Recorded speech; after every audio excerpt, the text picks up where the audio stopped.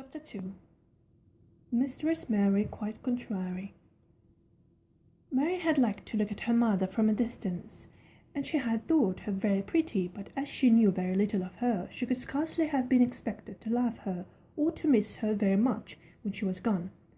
She did not miss her at all, in fact, and as she was a self-absorbed child, she gave her entire thought to herself, as she had always done.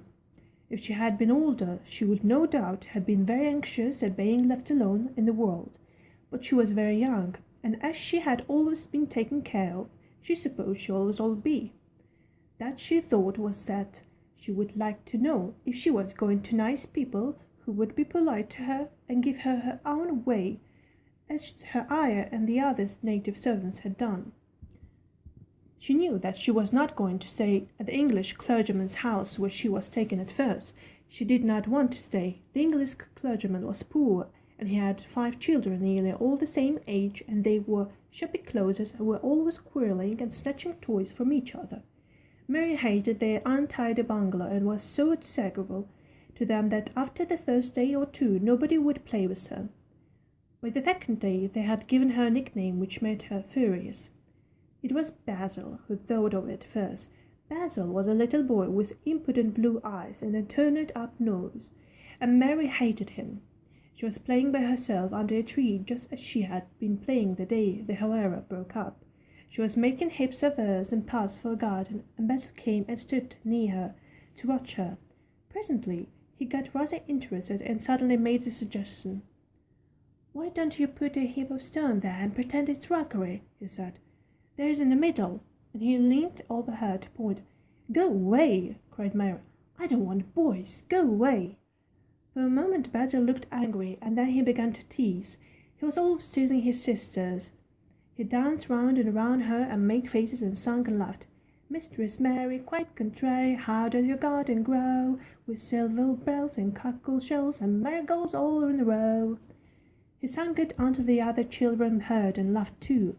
And the crosser Mary got, the more they thanked Mistress Mary quite contrary, and after that, as long as she stayed with them, they called her Mistress Mary quite contrary, when they spoke of her to each other, and often when they spoke to her. "You're going to be sent home," Basil said to her, "at the end of the week, and we're glad of it." "I'm glad of it too," answered Mary. "Where is home?" "She doesn't know where home is," said Basil with 7-year-old scorn. "It's England, of course. Our grandmamma lives there, and our sister Mabel was sent to her last year. You're not going to your grandmamma. You have none. You're going to your uncle. His name is Mr. Archibald Craven." "I don't know anything about him," snapped Mary.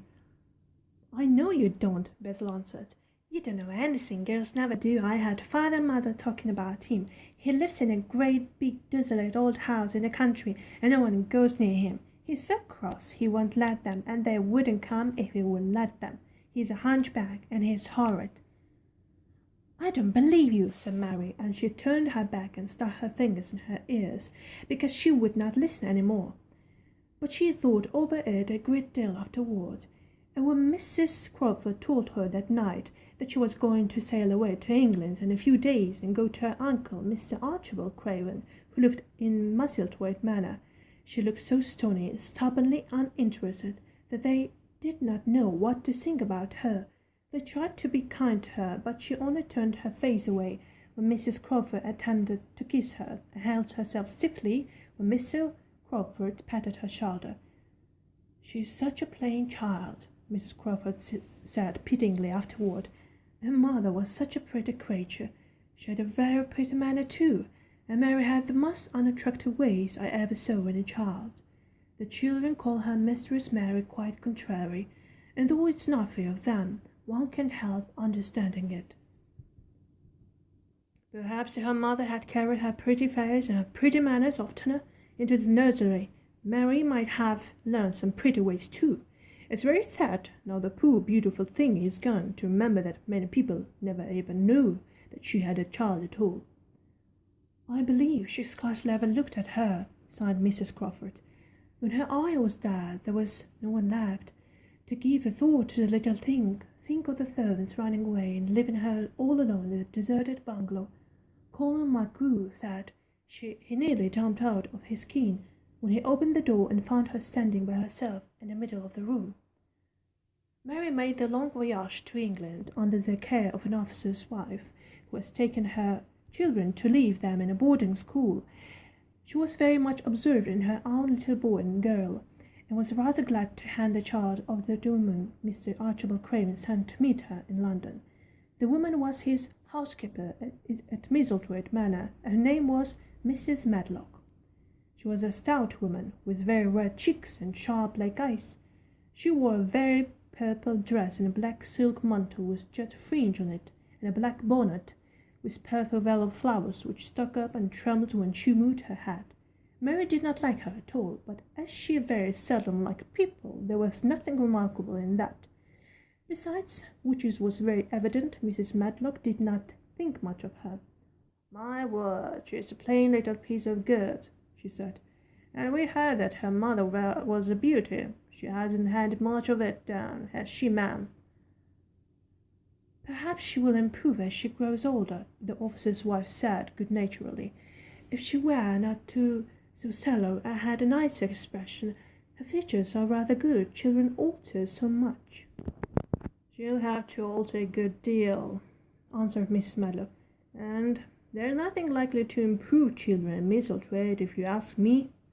They thought Mary was not listening because she was standing a little apart from them at the window of the private hotel they had gone to. She was watching the passing buses and cabs and people, but she heard quite well and was made very curious about her uncle and the place he lived in.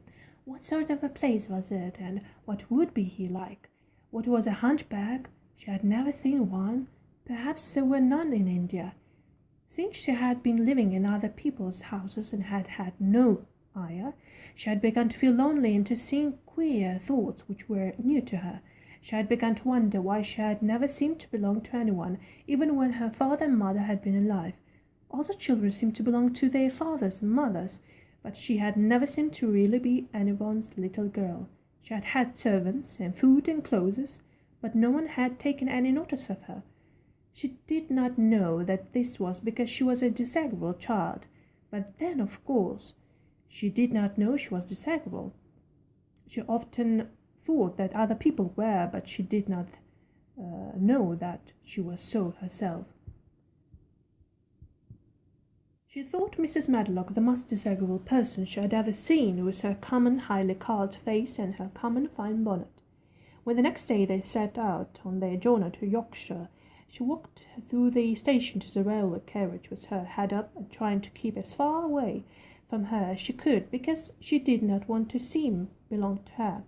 It would make her angry to think people imagined that she was her little child. But Mrs. Medlock was not in the least disturbed by her and her thoughts. She was the kind of woman who would stand no nonsense from young ones. At least, that is what she would have said if she had been asked. She had not wanted to go to London just when her sister Marie's daughter was going to be married, but she had a comfortable, well-paid place as housekeeper at Mistletoe Manor, and the only way in which she could keep it was to do as was what Mr. Archibald Craven told her to do.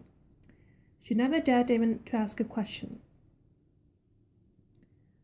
Captain Lanning and his wife died of the cholera, Mr. Craven had said in a short and cold way. Captain Lennox was my wife's brother, and I'm their daughter's guardian. The child is to be brought here. You must go to London and bring her yourself. So she packed her small trunk and made the journey. Mary sat in her corner of the railway carriage and looked plain and fretful. She had nothing to read or to look at, and she had folded her thin little black-gloved hands in her lap. Her black dress made her look yellower than ever, and her limp light hair straggled from under her black crape hat. A more married-looking young one I never saw in my life, Mrs. Medlock thought. Married is a Yorkshire word and means spoiled and pettish. She had never seen a child who sat so still without doing anything, and at last she got tired of watching her and began to talk in a brisk and hard voice. "I suppose I may as well tell you something about where you are going to," she said. "Do you know anything about your uncle?" "No," said Mary. "Never heard your father and mother talk about him?" "No." said Mary, frowning. She frowned because she remembered that her father and mother had never talked to her about anything in particular. Certainly they had never taught her things. Muttered Mrs. Medlock, staring at her queer, unresponsive little face. She did not say any more for a few moments, and then she began again. I suppose you might as well be taught something to prepare you. You're going to a queer place. Mary said nothing at all, and Mrs. Medlock looked rather discomfited by her apparent indifference, but after taking a breath, she went on. Not but that's quite a big place in a gloomy way, and Mr. Craven's proud in it, in his way, and that's gloomy enough too. The house is 600 years old, and it's on the edge of the moor. There's near 100 rooms in it, though most of them shut up and locked, and there's pictures and fine old furniture and things, and that's been there for ages. And there's a big park round it, and gardens, and trees with branches trailing to the ground. Some of them. She paused and took another breath. But there's nothing else, she ended suddenly. Mary had begun to listen in spite of herself. It all sounded so unlike India, and anything new rather attracted her. But she did not attempt to look as if she were interested. That was one of her unhappy, disagreeable ways. So she sat still. Well, said Mrs. Medlock, what do you think of it? Nothing, she answered. I know nothing about such places. That made Mrs. Medlock laugh, a short sort of laugh. Aye, she said, but you're like an old woman. Don't you care? It doesn't matter, said Mary, whether I care or not. You're right enough here, said Mrs. Medlock. It doesn't. What you to be Captain Mistletoe Manor for I don't know, unless because it's the easiest way. He's not going to trouble himself about you, that's true and certain. He never troubles himself about no one. She stepped on herself as if she had just remembered something in time. He's got a crooked back, she said. That sets him wrong. He was a sore young man and got no good of all the money in big place till he was married. Mary's eyes turned toward her in spite of her intention not to seem to care. She had never thought of the hunchback's being married, and she was a trifle surprised. Mrs. Medlock saw this, and as she was a talkative woman, she continued with more interest. This was one way of passing some of the time, at any rate. She was a sweet and pretty thing, and he'd have walked the world over to get her a blade of grass she wanted. Nobody thought she'd marry him, but she did, and people said she married him for his money, but she didn't, positively. When she died, Mary gave a little involuntary jump. Oh, did she die? She exclaimed, quite without meaning to. She had just remembered the French fairy tale story she had once read called Requiem de la Rue. It had been about a poor hunchback and a beautiful princess, and it had made her suddenly sorry for Mr. Archibald Craven. Yes, she died, Mrs. Medlock answered, and it made him queer than ever. He cares about nobody. He won't see people most of the time he goes away. When he is at Mistletoe, he shuts himself up in the west wing and won't let anyone but Pitcher see him. Pitcher's an old fellow, but he took care of him when he was a child, and he knows his ways. It sounded like something in a book, and it did not make Mary feel cheerful. A house with 100 rooms, nearly all shut up, with their doors locked. A house on the edge of a moor, whatever a moor was, sounded dreary.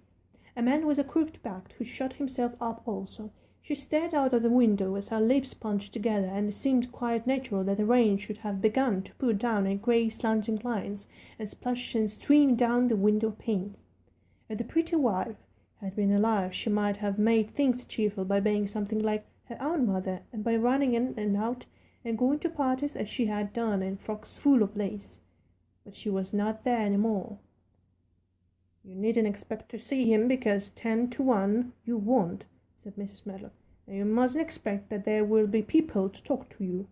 You have to play about and look after yourself. You'll be told what rooms you can go in and what rooms you to keep out. There's garden enough, but when you're in the house, don't go wandering and poking about. Mr. Craven won't have it. I shall not want to go poking about, said sore little Mary, and just as suddenly as she had begun to be rather sorry for Mr. Archibald Craven, she began to cease to be sorry, and to think it was unpleasant enough to deserve all that happened to him.